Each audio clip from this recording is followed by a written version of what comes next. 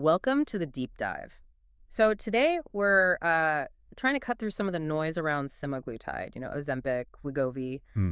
It's often painted as this kind of magic fix for weight loss. Right, like it's just super simple. Take the shot, lose the weight. Exactly. I mean, technically it works by mimicking that GLP-1 hormone, telling your brain you're full, slowing digestion. And it even messes with the brain's reward pathways, which is key. Right, but what if it's not really the finish line? What if it's actually, I don't know, the starting gun for something deeper? That's precisely the angle we're exploring.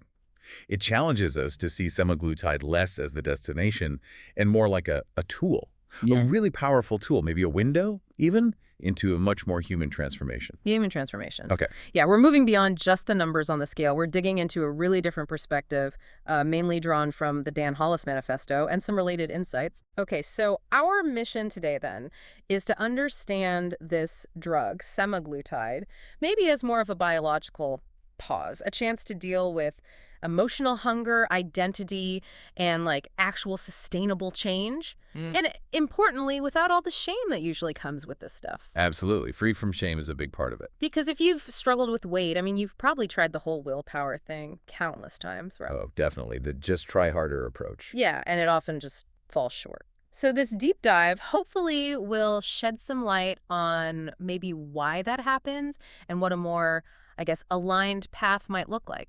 Dan Hollis seems to frame it as resetting not just your body, but maybe your expectations of yourself too. Exactly. It's about shifting the whole paradigm, really. What does progress actually look like? Okay, let's dive right in then. Dan Hollis's core idea, you mentioned the manifesto. He says, this is not a drug journey, it's a human one, which sounds a bit contradictory when we're talking about a medication, doesn't it? It does, on the surface. But his core insight is this. Many see the drug as the solution, the magic bullet. Hollis argues, yeah, it's powerful, it's a tool, but only if you get what it's actually doing inside your own life, your own system. Okay. Because it fundamentally changes how your brain thinks about hunger, satisfaction, even reward. And well, that can be really freeing for some people, like Yeah. finally quieting this lifelong battle. I can see that. A relief. Huge relief. Mm. But for others, that sudden quiet, it can actually be kind of terrifying Terrifying. Why? because it exposes what was underneath all along, the stuff the noise was covering up. That's why Hollis really hammers home the need for support, for education, for actual human guidance beyond just getting the prescription. So it's way more than just the physical side effects or benefits. It's the internal landscape changing. Exactly, which leads to his idea of window or biological pause. Yeah. The drug turns down the volume on those constant physical cravings, that noise, as he calls it. Right, that biological noise. But I can imagine, like you said, that silence could feel pretty weird, maybe unsettling. Definitely unsettling for some. And that's the point Hollis makes. This pause, it's crucial, it creates space. But it could also be really confronting because suddenly you see what the food or the cravings were masking. Okay. The pause is vital because it lets you finally ask, and this is a quote from him, what am I actually hungry for? Ah, okay. So not just physically hungry. Right. It implies the medication is just step one, the start of a much deeper, more personal journey that needs, introspection, understanding, not just taking a weekly shot. So let's put that to you, listening right now. What does it really mean for you if this medication or even just this idea is just the beginning of something much deeper? Okay, so if semaglutide gives you this biological pause, letting you ask, what am I actually hungry for? That leads us right into what Dan Hollis calls the real conversation, which is all about the emotional side of hunger, right? Exactly. The layers underneath the physical urge. We're usually taught hunger is just, your stomach growling. Simple signal. Yeah, pretty basic. Empty stomach equals eat. But Hollis completely challenges that. He reframes it. He says, and this is another key quote, emotional hunger sounds like a craving, but it's actually a question, a need asking to be seen. A need asking to be seen. That's powerful. It really is. Because it shifts things, doesn't it? From just a physical demand to maybe an unmet emotional need. It's not about an empty stomach. It could be about an empty feeling somewhere else. So when the drug turns down that physical noise, what actually comes up in that quiet space? Do people really notice those deeper emotional links coming forward? Oh, absolutely.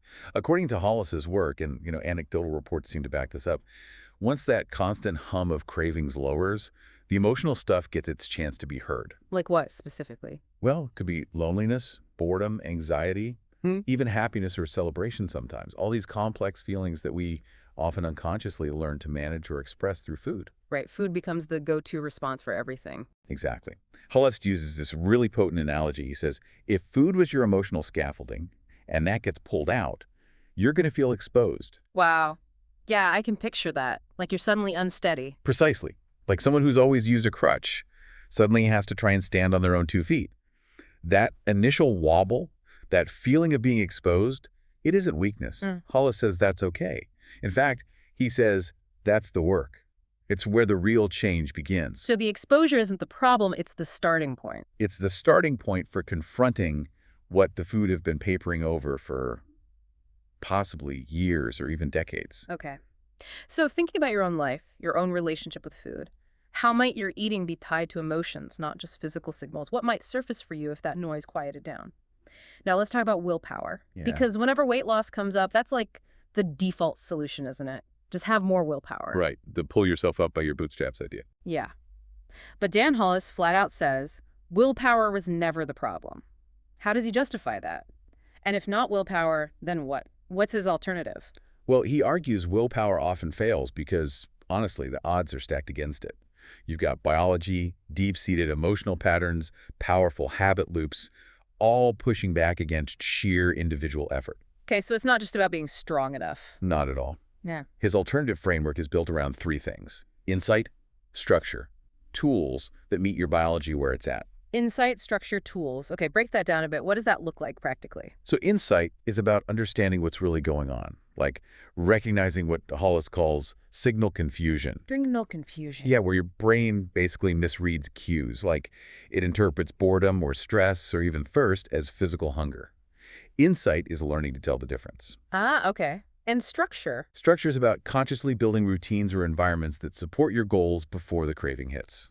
Planning ahead. And the tools. The tools are things that help you implement the insight and structure. Semaglutide itself could be one tool because it quiets the biology enough to allow you to use your insight and structure. It's about observing cravings, not just blindly obeying them and figuring out what they're really asking for. Okay, so let's take an example. That 3 p.m. slump where you want a cookie. How would insight, structure, tools apply there? Okay, so the insight might be realizing, wait, I'm not actually hungry. I'm just bored or tired from staring at this screen. Right. The structure could be deciding ahead of time that at 2:45 p.m., you'll get up and walk around for 5 minutes or drink a glass of water. Proactive. Exactly. Right. And the tool might be the semaglutide reducing the intensity of that cookie craving, making it physically easier to choose the walk instead of automatically hitting for the snack. It creates that choice point. That makes sense. It creates the space to choose differently. He also says something really interesting. Semaglutide isn't the solution to emotional eating. It's the silence that lets you find one. That silence again. Which, as we said, can be clarifying, but maybe a bit uncomfortable too. It can be, because, Hollis suggests, what often gets revealed in that silence is something deeper. He calls emotional hunger a symptom of identity disconnection. Identity disconnection. What does he mean by that? Like not knowing who you are? Sort of. Or maybe losing touch with parts of yourself. When there's a gap between how you're living and who you truly feel you are, or what you value. Can you give an example of what that might look like? Is it like being in a job you hate? Yeah, exactly. Yeah. Or maybe neglecting a creative passion you used to love, or feeling like you can't be your authentic self in your relationships. When those core needs for purpose or authenticity or connection aren't met, The food steps in. food can easily become the substitute. It's available, it's comforting, it temporarily fills that void. It becomes a coping mechanism for that unmet need related to your sense of self. Wow. Okay, and that connects to his point about alignment, right? You don't hold on to weight loss with discipline. You hold on to it with alignment. Precisely. The goal isn't just white-knuckling it to avoid the snack. It's about changing the underlying story or pattern that makes you reach for the snack in the first place. It's about reconnecting with those lost parts of your identity so food doesn't have to do that job anymore. It's about building a life that feels true to you, so the coping mechanism isn't needed as much. That's the sustainable foundation he's talking about, not just a temporary fix based on willpower. So, thinking about your own path, how might shifting the focus from discipline to personal alignment change how you approach health or weight? Okay, let's tackle something really common on these journeys. Setbacks. Feeling like you failed. It's almost inevitable, right? It feels that way for so many people. Lots of shame attached. Yeah. But Dan Hollis reframes this completely. He says most people don't relapse into hunger, they relapse into confusion. What does he mean by confusion? It's a really striking way to put it. He basically argues that setbacks aren't moral failings. They're not you being bad or weak. They are, in his words, predictable, not shameful. Predictable, not shameful. I like that. Yeah. He sees them as moments where the body and brain are just trying to figure things out, trying to recalibrate to all the changes. They aren't signs you're lazy. They're signals you're human. So it shifts it from self-blame to curiosity. Like, okay, what's happening here? Exactly. Curiosity instead of judgment, Yeah. which leads to his metaphor, which I find really helpful too. Weight loss isn't a straight line down. It's a spiral staircase, A spiral staircase. Okay. meaning you might feel like you're revisiting the same spot, the same challenges, but each time you come around, you're actually a level higher. You have more insight, more experience than the last time you faced it. Ah, I see. So it's not going backwards, it's circling upwards. Right. Yeah. Still climbing, still learning. And this also connects to his warning about going too fast. He says, fast weight loss without metabolic pacing is a trap. A trap how? Because, as he puts it, fast results don't mean lasting results. Pacing is protection. If your body changes dramatically quickly, your metabolism can struggle to adapt, which can actually make long-term maintenance harder. Your body kind of fights back. Okay, so slower, steadier pacing allows the body to adjust better. And not just the body, this is crucial. Your body changes fast.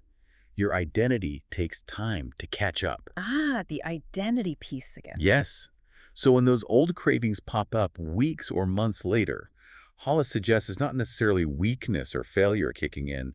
He calls it memory. Memory, like muscle memory. Kind of like a neural pathway lighting up, basically asking, hey, do we still do this? Is this still important? And because your identity is catching up, because you've been doing the deeper work, you can consciously give it a new answer. You can say, no, that's not who I am anymore. Or, that's not how I cope anymore. Exactly.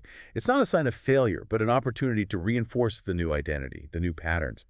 And this is why Hollis really stresses building habits that can live beyond the injections right from the start. Planning for the after. Yes, because he believes the real work begins after the medication. The ultimate goal is to build a life where food isn't needed to fill those deeper emotional gaps anymore.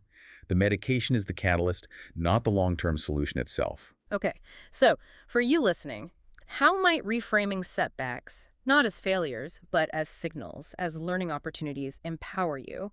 What story about yourself might need updating to align better with where you want to go?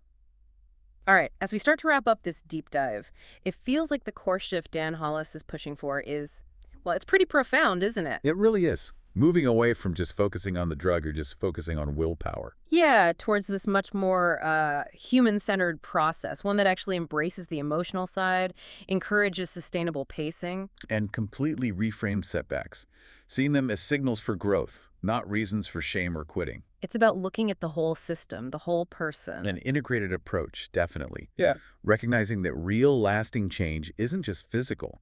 It touches self-awareness, identity, and building a kinder relationship with yourself through it all. Yeah, connector feels like the right word. Yeah. So we want to leave you with a final thought from Dan Hollis, something to really mull over. He says, healing emotional hunger takes empathy, not judgment, awareness, not rules, and curiosity, not punishment. Empathy, awareness, curiosity, not judgment, rules, or punishment. It's a fundamentally different energy. So consider this.